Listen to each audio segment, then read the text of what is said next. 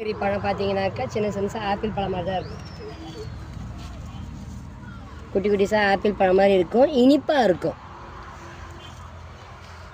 ஒரு வருஷத்துல உங்களுக்கு காய் வர ஆரம்பிச்சிடும். ஹைட்டு வந்து ரொம்பலாம் போகாது, ஒரு மாதுளம் செடி ஹைட்டு தான் வரும். 8 அடி உயரம் வரும் மிஞ்சி போனால். இது மாடி தோட்டத்தில் யூஸ் பண்ண முடியுமா? அதை மாடி தோட்டத்துலையும் யூஸ் பண்ணலாங்க. 1 இயரில் நீங்கள் பழம் சாப்பிட்டுக்கலாம். Okay okay. இது ஏடிஎம் மாங்கான்னு சொல்லுவாங்க. மாடி வீட்டு தோட்டத்துக்கு ஃபஸ்ட்டு நம்ம மாங்காய் வெரைட்டி நம்ம ரெக்கமெண்ட் பண்ணுறது ஏடிஎம் மாங்காய் தான். ஓகே. ஏடிஎம் மாங்காய் அதாவது தாய்லாந்து வெரைட்டி, குட்டை ரகம், போன்சாயின்னு சொல்லுவாங்க. இப்போ குட்டை ரகம் நல்லா காய் காய்க்கும். 3 மாதத்துக்கு ஒரு தடவை நம்ம காய் அறுவடை பண்ணிகிட்டே இருக்கலாம். பழமும் டேஸ்ட். இதுவும் நீங்கள் மாடி தோட்டத்தில் யூஸ் பண்ண முடியுமாங்களா? மாடி தோட்டத்தில் யூஸ் பண்ணலாம். பழம் டேஸ்ட் நல்லா இருக்குல்ல? வெரைட்டியில் பழமும் டேஸ்ட்டாக இருக்கும். 3 மாதத்துக்கு ஒரு தடவை காய் காய்க்கிறதுனால எனி டைம் நம்ம யூஸ் பண்ணிக்கலாம் அந்த காயை. ஓகே. கொய்யான்னு சொல்லுவாங்க, வெரிகேட்டட் கொய்யான்னு சொல்லுவாங்க. வரி வரியாக இப்போ இந்த இலை என்ன கலரில் இருக்கோ அதே போல் தான் உங்களுக்கு காயும் வரும் பாருங்கள். மேலே பார்த்தீங்கன்னா ஒயிட்டு வித் க்ரீன் காம்பினேஷனில் வரும். ஓகே. இது வரி வரியாக இருக்கிறதுனால வெரிகேட்டட் அப்படின்னா வரி கொய்யான்னு சொல்லுவாங்க. பழம் உள்ள என்ன ரெட்டாக இருக்குமா இல்லை பிங்க் கலரில் இருக்கும். Okay okay. ரொம்ப நம்ம நாட்டு காய் சைஸ் தான் வரும். ஆனால் டேஸ்ட் வைஸ் பார்த்தீங்கன்னா நல்லா ரிச். இதுவும் நீங்கள் மாடி தோட்டத்தில் யூஸ் பண்ணிடலாம், தாராளமாக யூஸ் பண்ணலாம். பாருங்கள் இப்போயே பூவும் பெஞ்சுமா இருக்குது. Okay okay.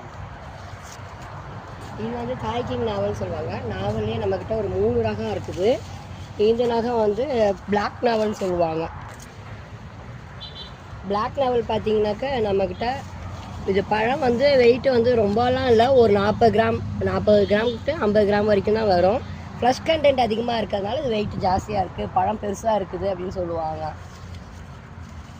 இது உங்களுக்கு எப்போ பழம் வர ஆரம்பிச்சிடும்? இது வந்து இயர்லி ஒன்ஸ் ஜனவரியில் உங்களுக்கு காய் வர ஆரம்பிச்சிடும். செடிங்கிறதுனால மேக்ஸிமம் 1 இயர்லேயே உங்களுக்கு இந்த ஈல்டிங்கை நீங்கள் பார்த்துடலாம். Okay okay. இது வந்து வெரைட்டி பார்த்தீங்கன்னா நம்ம நாட்டி கொய்யாலே ஹைப்ரிட்னு சொல்லலாம். என்னென்னா தாய்வான் பிங்க்கு கட் பண்ணோம்னா உள்ள பிங்க் கலரில் இருக்கும் காய் பழம். ஒரு மினிமம் ஒரு நமக்கு வந்து 3 மாதத்துலேயே பிஞ்சும் பூவும் எடுக்க ஆரம்பிச்சிடும். பிஞ்சு பூ எடுத்தாலுமே நம்ம அந்த பிஞ்சுங்கெல்லாம் கிள்ளி விட்டு செடியை கொஞ்சம் நல்லா தடிமனாக தண்டு வர வரைக்கும் நம்ம வெயிட் பண்ணோம்னா காய் எடை கூடுதலாக நம்மளுக்கு கிடைக்கக்கூடிய.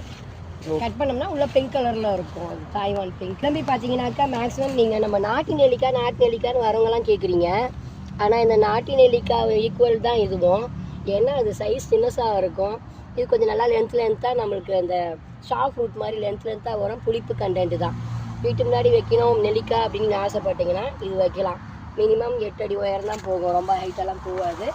இது வந்து ஃபுல்லாக சி வைட்டமின் அதிகமாக இருக்கக்கூடிய செடி. மாடி வீட்டு தோட்டத்துக்கு அடுத்தாப்புல இன்னொரு செடி பாருங்கள், ஸ்வீட் ஆரஞ்சு. அதாவது 3 months ஒன்ஸ் காய் காய்ச்சிட்டே தான் இருக்கும். டைரெக்டாக சன்லைட்டில் போடுங்க. இது மேக்ஸிமம் ஒட்டு செடிங்கிறதுனால உங்களுக்கு எப்போவுமே காய் இருந்துகிட்டே தான் இருக்கும். கொலிஞ்சிக்காய் என்ன கிச்சிலிக்கான்னு சொல்லுவாங்க.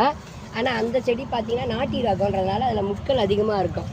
இதெல்லாம் பார்த்தீங்கன்னா நல்லா க்ளோஸாக பார்த்தீங்கன்னா முட்கள் இருக்கிறதுக்கு வாய்ப்பே இல்லை. இது ஒட்டு செடி 3 months ஒன்ஸ் உங்களுக்கு காய் வரும். மாடி தோட்டத்தில் இது வச்சுக்கலாம். அழகாக இம்யூனிட்டி பவர் இன்க்ரீஸ் பண்ணோம் நம்ம சாத்துக்குடி மாதிரி.